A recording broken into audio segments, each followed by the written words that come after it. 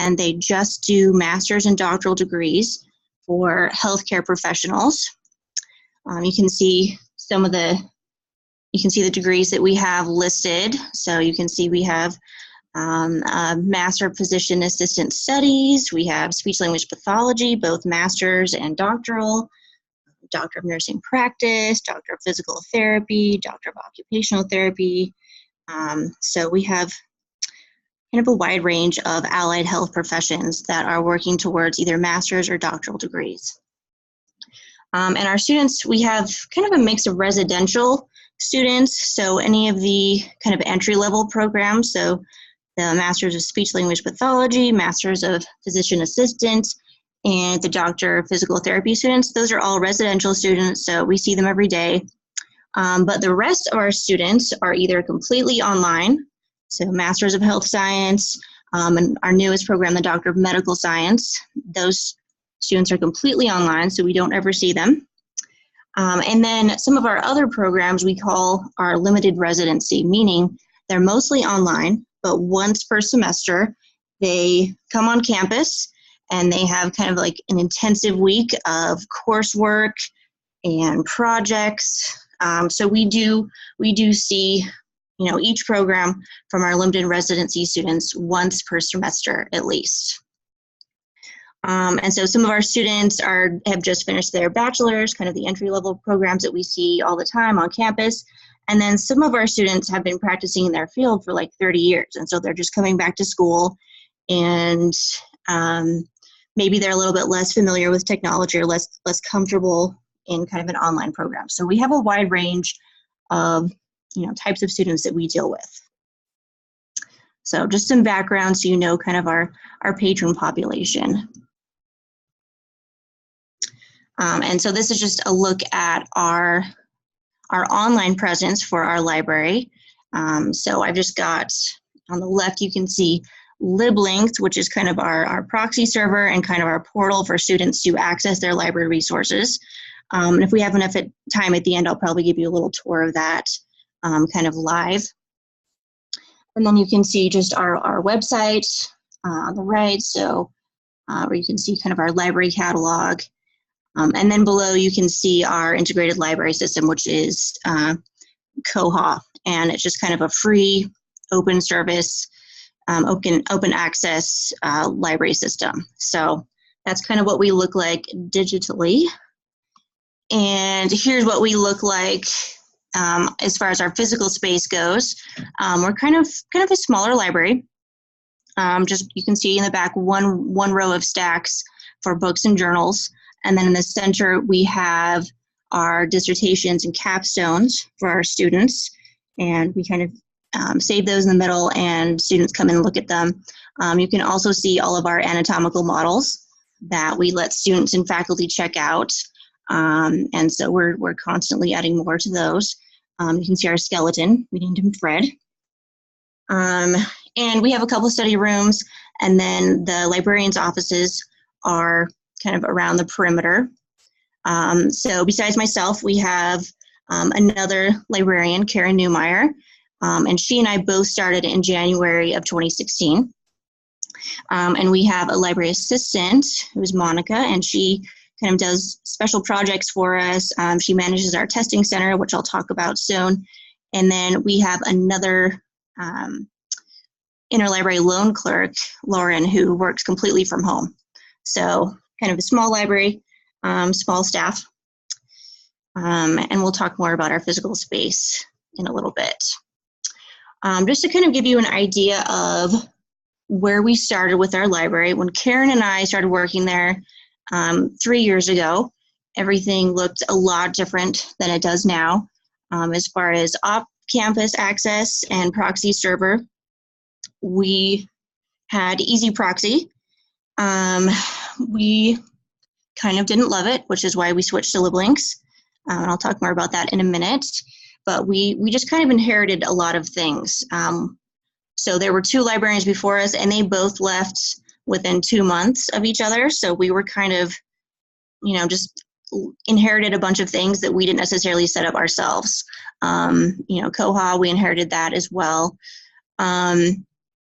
And oftentimes, when we'd have to meet with our off-campus students, and sometimes they would, want help with research, they would need help working on their dissertation, finding articles.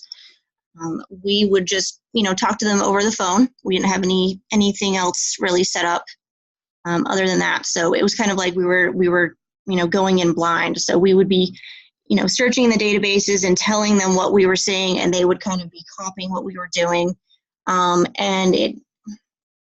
We ran into some trouble there when we're saying, just click on this link, and they're like, well, I don't have that link. And we're saying, we promise you do. But we couldn't really see what they were doing, and they couldn't see what we were doing. But we did that for a while, and we managed. And as far as kind of our physical layout, it looked much different than what you saw in the picture in the previous slide. We don't really have any before pictures before we changed the layout, which I wish we would have taken a picture, but we had kind of two stacks, and they were kind of just awkwardly placed. They were really far apart, so there was this big open space between them that wasn't being used, and it just kind of didn't look very pretty. When Karen and I both interviewed there, we kind of, we weren't dazzled by the library layout, you could say. So that's just kind of what we inherited. Not terrible, but we were making things work.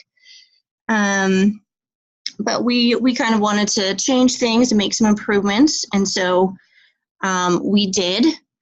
And one of the first things that we did was a resource evaluation. We inherited a set of databases. We had, EBSCO, and we just had, a couple of databases within EBSCO, and then we had a bunch of stuff in Ovid through Wolters Kluwer. And, Ovid was kind of just what they had always had, and it was kind of taking up a big chunk of our budget. We're a small library. We don't have a huge budget. Some much larger universities have library budgets like in the millions. We're in the, we're just six figures. We don't have a huge budget, but luckily it has been increased over the past few years. But we looked at our resources, and we kind of looked at everything that we got through Ovid, through Wolters Kluwer, and because that was where our biggest chunk of change was going. And we looked at them, and we found that a lot of these resources, we kind of ran the stats, and a lot of them were not being used, and some were available from other vendors at a lower cost, specifically EBSCO. So we moved a bunch of our subscriptions from Ovid to EBSCO. And then the other things that we weren't using, after kind of checking with different departments and program directors, we just canceled them completely. And it ended up saving us about $70,000. And so we took that and we bought additional databases. So we started with around 2,400 full-text journals, and then we ended up with almost 8,000 full-text journals. So kind of on the right, you can see what we moved from Ovid over to EBSCO. So we had the Cochrane libraries, which is an important resource for students that has a lot of evidence-based medicine resources. So pretty important for us to have it, but we found a way to save money, so we moved that to EBSCO. Also health and psychosocial instruments, we moved that over to EBSCO as well. We canceled almost everything we had from Ovid. We have just a couple of journal collections from them now. And we were actually just talking today about the biomedical collection and thinking maybe we should evaluate that usage as well, because it may not be used even as much as we thought. And then with the savings, we were able to add the Education Research Complete. This is kind of the full-text database. Maybe if you're familiar with the ERIC database, it's kind of the free government database. This is the full-text version of that. And then we added Medline Complete, which is basically the things that you would find on PubMed plus a lot of full text. So we were able to almost triple our full text holdings just based off this evaluation. So moving on to how our students actually got to our resources. So before I mentioned we had Easy Proxy, which is fine. I know a lot of universities, maybe bigger universities, use it, but we just kind of inherited this, and Karen and I didn't really feel very comfortable with it. We didn't feel like we could troubleshoot effectively, and we didn't really have any training. It felt really clunky to us, and to troubleshoot, we had to like go in and look at this code, and it just wasn't something we were comfortable with or familiar with. And so we also, there were no possibility of running reports with Easy Proxy, and we also couldn't control who had access to what resources, which was important for us because there's certain resources that, based upon our agreements with the vendors, can only be used by a certain number of students and a certain population of students. And our contracts and our pricing is based upon that number. So we needed a way to limit how many students were accessing which resources. So we kind of explored a couple of options. So you can see what our screen looked like before using Easy Proxy. We would always direct students and faculty to our webpage and say, okay, click on the articles and journals link. And then embedded with that page, we had links to each of the specific databases, and we would say, okay, if you want to go to PubMed, click on PubMed. And so that's how it worked. And then the little blue box is what students and faculty would see when they needed to log in. So that's kind of our old way of doing things. I was at a medical library conference, and I was just checking out the vendor booth, and I saw one for Open Athens, which I know a lot of universities use that, and it works great for them. So we initially decided to go with Open Athens, but once we got to the implementation step, there was a problem with our email address and kind of authenticating the students, and it would always give them an error, and we never actually got it to work, and they weren't able to fix that problem for us. So we just basically turned off that access. It went back to Easy Proxy for a while until we decided to go with LibLinks. This is another vendor that we had been talking to, and they'd kind of been trying to convince us that, hey, you should look at our stuff because we can fix the problem you have. And so we coordinated with our IT guys, and we had kind of a lot of virtual meetings with them, and they were able to fix our login problems just kind of immediately. And so, we went with them. And so you can kind of see on the other side, the LibLinks. That's what the login looks like now. They can just click on the LibLinks logo and it will take them in. And then down at the bottom, you can see kind of the two, our IT guys call them chiclets, the two chiclets at the bottom that students and faculty can log in through our single sign-on, which is another thing I'll talk about in a minute, to access our library resources. So that's kind of the before and after as far as access. And this is what LibLinks looks like from the user's perspective. So each program, each group of students has their own specific panel that we have customized for them. It has kind of the databases that they should have access to, plus maybe additional resources that might be helpful for nurse practitioners, for example. And then within this portal, there's also ways for students to contact us. There's resources for faculty.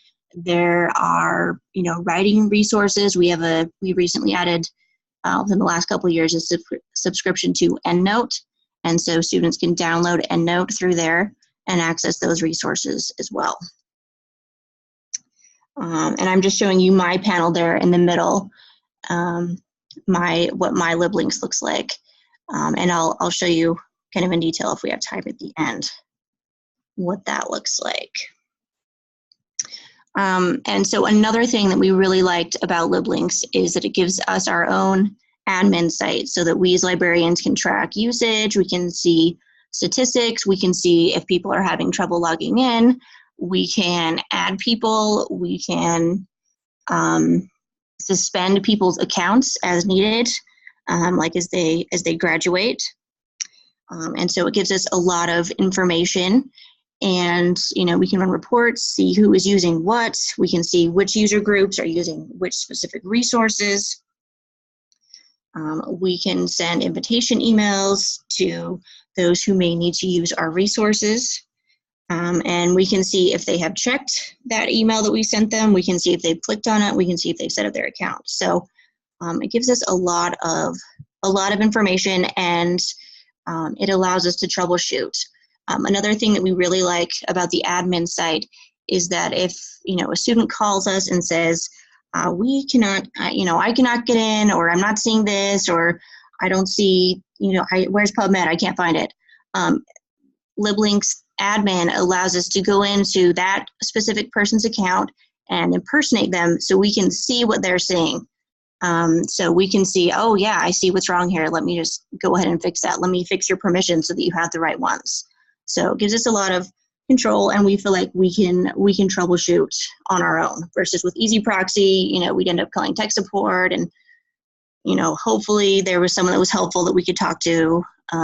We felt like that was kind of hit and miss as far as for our needs. But we're really liking LibLinks for allowing students and faculty to gain access to our resources. So another kind of tech innovation that we have done with our library is our Book a Librarian service. So if you remember in the beginning, I told you that we would often talk to students, and we'd often help them with their search efforts. They're doing a literature search. They need, specific articles.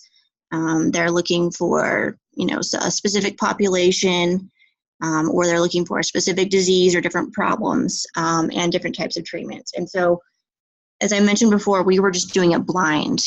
They would call us and we would start searching, and we would kind of say, okay, do you want to kind of follow along on your computer? But it was just it was clunky and it was hard. And sometimes they would get frustrated because they, either missed something when they were following along, or they didn't have their filters set the same way we did. So we kind of got some inspiration from going to conferences. So we went to the Utah Library Association conference in 2017, and the Utah State Library presented about their kind of a similar service where students could kind of schedule time with a librarian one-on-one and meet with them. And we kind of thought, okay, that'd be great if students could just go online and book a time with us. We would love that.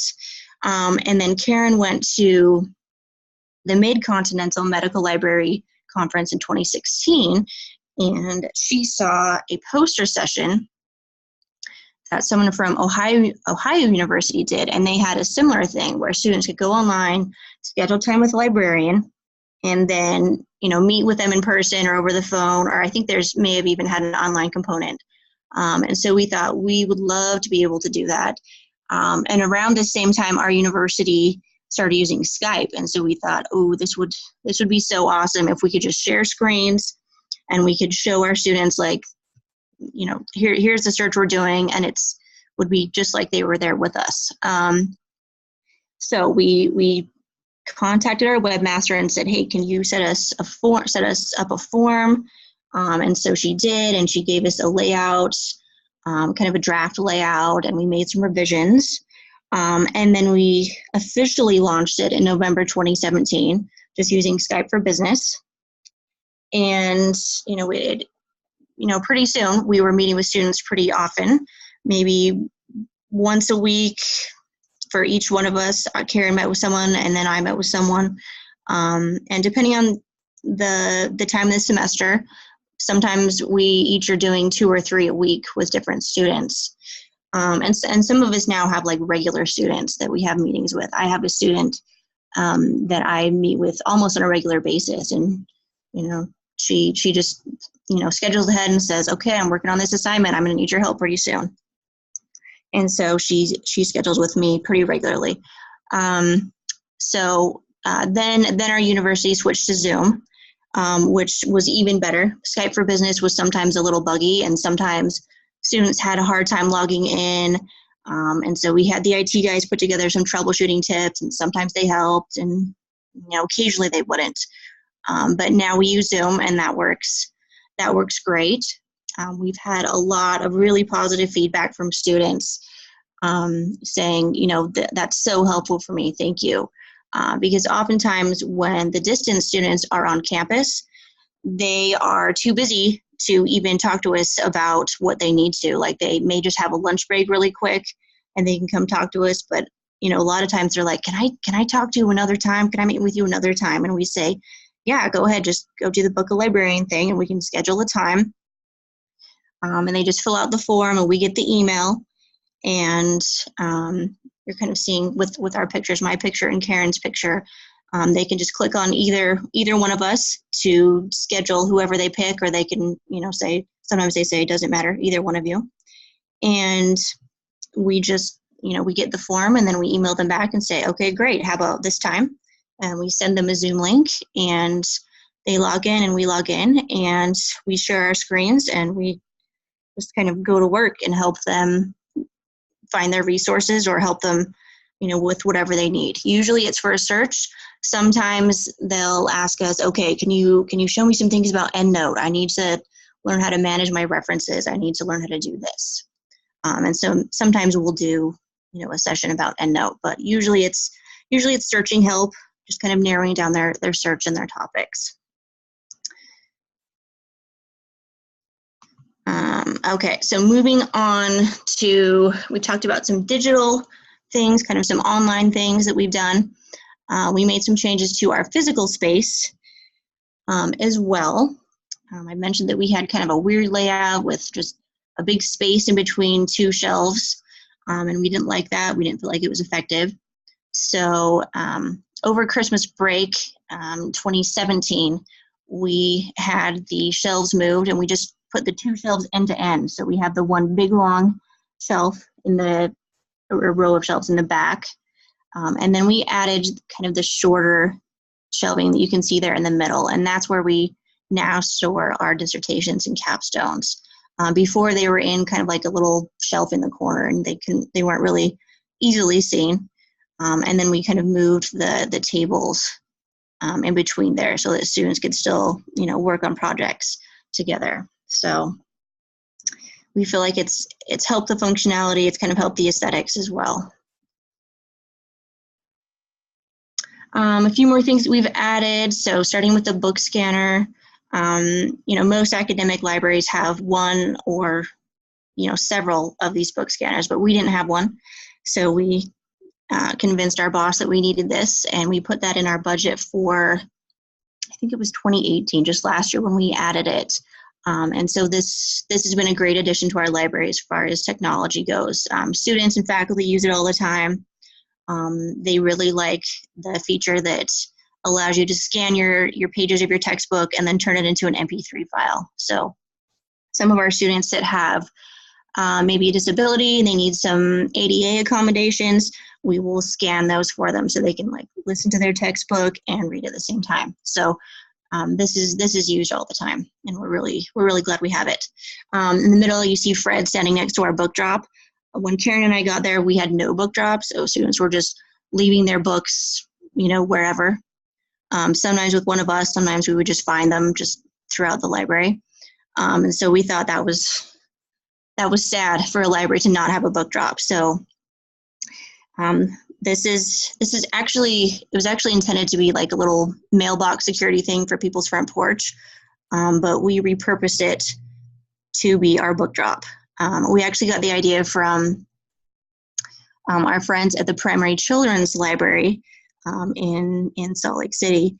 We visited their library and we're like, ooh, we like your book drop, because they're kind of a smaller medical library like we are. So we kind of copied their idea, and it works out really well. And then on the far end, you see what we call our collaboration table. So this is in the study room that's right next to my office. And we added the table. We had them custom make the table for us. The IT guys were able to get the TV for us. And then we have a screen splitter that students can plug in their laptops, and it can split the screen up to 4 different ways. So students can, study together, watch a webinar together, or just, work on a project. So students really like that. We like it too. Occasionally we have meetings there too. But they really like it to study with. Occasionally they'll do other things, like during the World Cup. I am pretty sure they were watching it, just based upon the yelling that I was hearing from my office. And I'm pretty sure a few weeks ago they were watching Tommy Boy. So we, whatever they need to use the library for, we're fine with that. But the collaboration table is a pretty popular addition to the library. We also, the Writing Center director also moved into our library. You can just see the door to his office there. So he was originally in another part of the building, but they were kind of rearranging space there, and so it was decided to move him into the library. And so that's great. We can now direct students that need help with their writing right to him, because we would often get questions about, well, where do we find Dr. Gravano, where I need help with my writing? So now we can just, send them right across the hallway from me there. And then you can see the inside of our testing center. So our library assistant, Monica, is kind of the manager of this. So before we had the testing center built out, we would often have requests from faculty and students to proctor exams, students who had missed a test and they needed to make it up, or students who had an ADA accommodation and they needed specific testing environments, like a very quiet environment, or they needed time and a half on an exam. So now we have the testing center. Now we have the testing center that allows us to help students with that. So Monica schedules that, and we often have a lot of students taking advantage of that as well. And so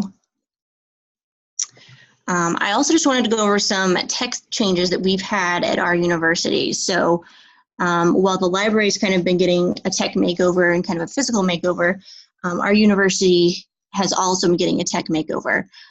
So we recently switched from Outlook to Gmail. That happened in January. We changed our domain. Name.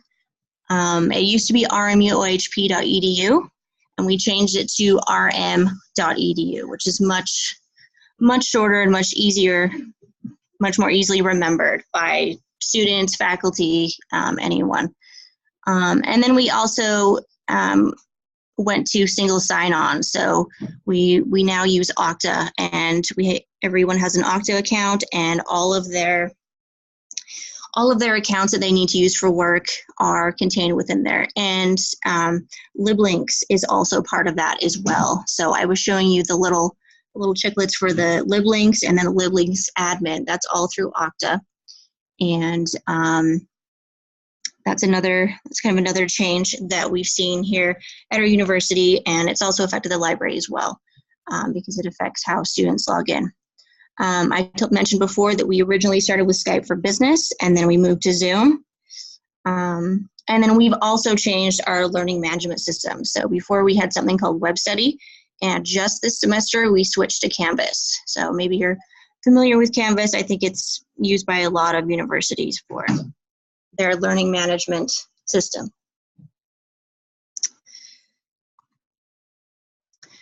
So now just looking at some current and future plans for the library. Someday we'd like to update Koha. We're actually working on that now and hoping to do that during the break between semesters. And we would even like to explore replacing it or maybe getting something else that works a little bit better. We're also currently working to update our links within PubMed. The National Library of Medicine has been making some updates to their site and to the way that links show up in PubMed. So we're working on that. We also want to make a few more physical changes to the library. So we have one study room, and we have two little study alcoves. They're just kind of, they don't have a door, but they're kind of look like a little room. We want to add doors to those. And another thing we've been looking to do is adding a virtual reality lab. This is something that comes from the anatomy department, and they're wanting to get some technology that would allow students to put on some 3D goggles and look at the human body in take layers away, or look at specific structures. That one has kind of been on hold. And the anatomy department's kind of working on that, and I'm not sure when that will actually happen. Someday we would love to have a makerspace and have a 3D printer, and that's, unknown, sometime in the future. And also coming in the next few years, Rocky Mountain University will build and move to a new building. So we're kind of hoping to get some input on the new library as far as layout and what it will look like. I just put a picture of a really beautiful library there. I don't know if that will be our layout or not, but we can. They told us to dream big, so we said okay. But those are just kind of our current and future plans for our library. And just a few lessons learned throughout this whole change and makeover process. One thing that we figured out, we have to be flexible with these changes. Some things we can control as we're making changes, some things we cannot. We found that it's also important to collaborate with different departments. So the IT guys, it's pretty important to collaborate with them. One of the librarians before us, he was really tech savvy, and he did some really great things. He set up Koha for us. He set up Easy Proxy, which were great, but he didn't necessarily collaborate with the IT guys very much. And there are still questions that they have about, what he's done or what server things are on, or, we're still trying to figure that out. So it's always good to collaborate. It's always good to get support from your administration, which we feel pretty lucky to have good support from them. Sometimes it's important to, when you're trying to make a change, gather data, kind of make a case to those who kind of make the decisions as far as money goes. So we've in making these changes, we've often presented, okay, here's our usage statistics, or here's why this will work. And sometimes it's important to reevaluate how you're using your resources. Just because something has been done a certain way forever does not mean that it's still the best way to do it. And that's what we found when we moved resources over from Ovid to EBSCO. That's how it had been for years and years, and no one had bothered to check and see, is this the best way to use our money? We also found that, going to conferences and talking to people, attending presentations and learning from others is really helpful. A lot of our ideas came from different conferences. And sometimes we have to, just kind of test it out. And sometimes things work, sometimes things don't. So I mentioned with Open Athens, I know it works great for a lot of universities, but for our needs, it didn't necessarily work. So we had to kind of shop around, and on our second try to switch things around with LibLinks, it worked out well for us. And it's good to stay informed with all these tech changes that have been going on at our university.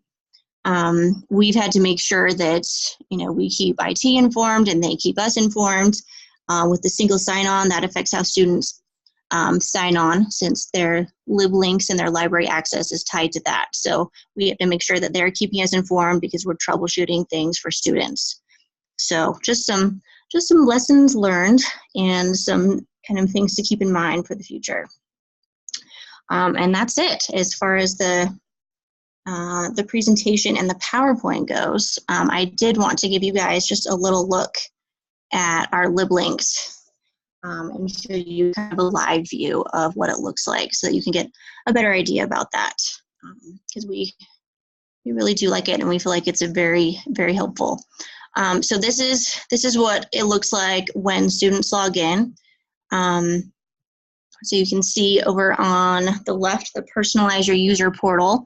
Just kind of give some students some tips about, what you can do, as far as your panels. You can switch your panels around and move things around to whatever suits your needs best. So you can see in the center, this is one of the program-specific panels. And you can see that we've got our different databases here. And so students will just click these links to access these resources. So this is the Psych Mental Health Nursing program. And each program has their own panel. So, and since I'm a librarian, I have all the panels, so we see everything. But each panel is slightly different. And it's not letting me click here.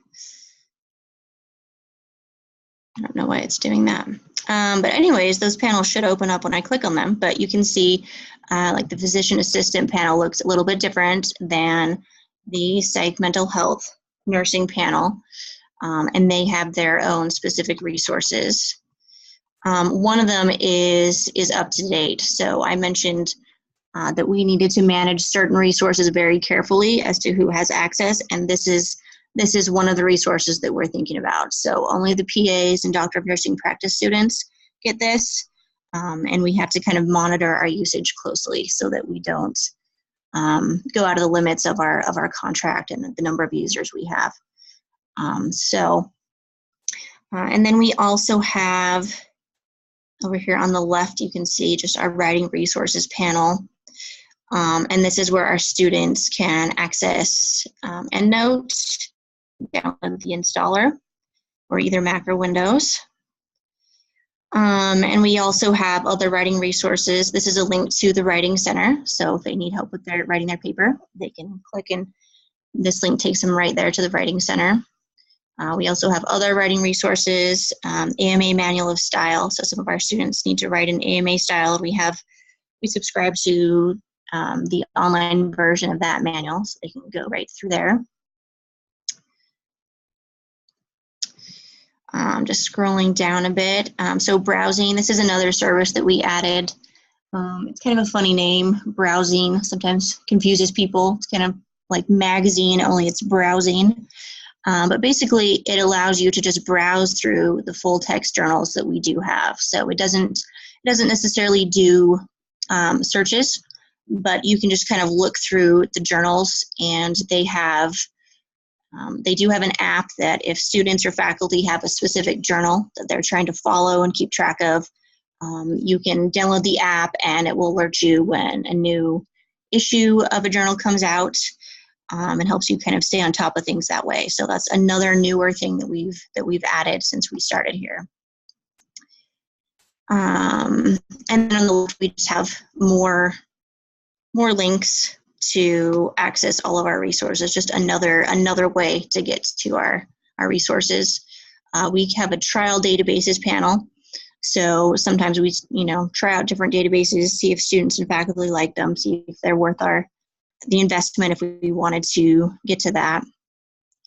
The students and faculty can also search our library catalog. I don't know why it comes with peppermint hand cream, because that's not one of our books. But students can search for a book there. They don't do it very often. Usually they just come to us and say, hey, do you guys have this book? And then we'll find it for them. But our journals, just another place that students can do that. This temp test panel right here, this is just for our uses. Sometimes we're trying out access and we're trying to see how it will behave, basically. So, and then we have just additional resources. LibLinks is kind of slowly replacing our website, and a lot of the things that we had on our website, we've now moved into LibLinks, so that it's all just kind of all there. We even have some training, some LibGuides there. There's a link to the testing center. They need to schedule a time to take a test with Monica, they can do that.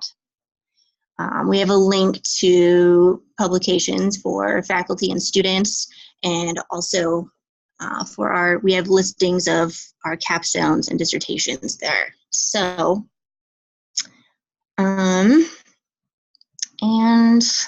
we also have the book of Librarian. I forgot to mention that. So students can click there to schedule a meeting with either one of us, and they just fill out the form and it sends it off to us, and we can meet with students that way. So,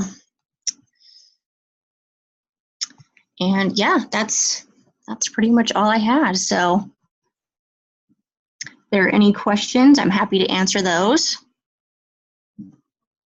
Hi, Ashley. I don't know if you can hear me. This was a great presentation, by the way. Thank you for sharing. Yeah. My question is, did you guys have a lot of pushback when you started canceling some of your subscriptions to the journals and things that you mentioned at the beginning? So we kind of checked first. We checked the usage, and some of them had like nothing. Okay, one person had pulled something in a year or something. And we did kind of talk with different program directors for the different programs and say, is this something that your students need? Do your faculty need this? And for a lot of them, they didn't see a problem with us canceling. And we have an interlibrary loan service, so if there was something they needed, they could certainly get it through interlibrary loan as well. So no, we didn't actually, a lot of it, like, no one noticed, honestly. So, yeah, we were worried about that. We were worried, like, oh no, everyone's going to freak out, but no one noticed. Well, that's good insight, because you always hear, of the bad stories that, everybody just fights you with it. And right. So it's nice to hear a positive on it. Right. That's true.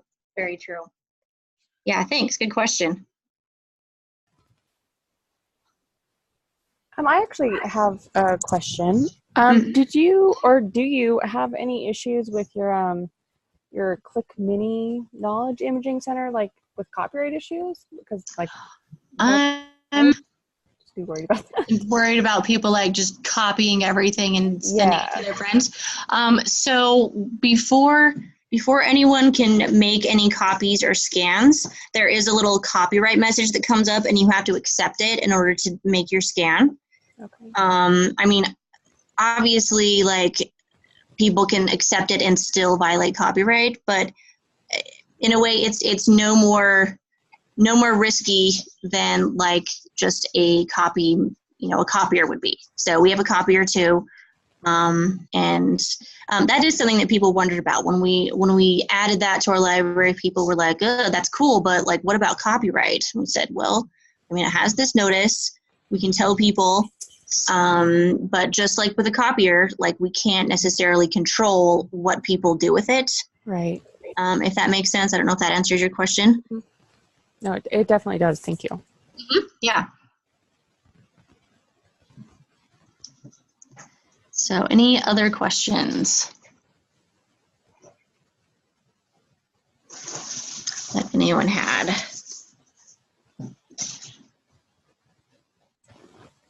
All right. Well, then I will just step in if there are no other questions. We just really want to thank Ashley for coming and talking to us. It's been a great presentation. And also, I just wanted to mention that we have another event coming up on Wednesday, May 6th at 6 p.m. It is our What I Wish I Had Known webinar. So you can come to that. That'd be great. And again, thank you, Ashley, so much. This was fantastic. Yeah. No, it was great. Thanks for having me. Of course. And everyone have a great night. Thank you. All right. Thanks. See you later, everyone.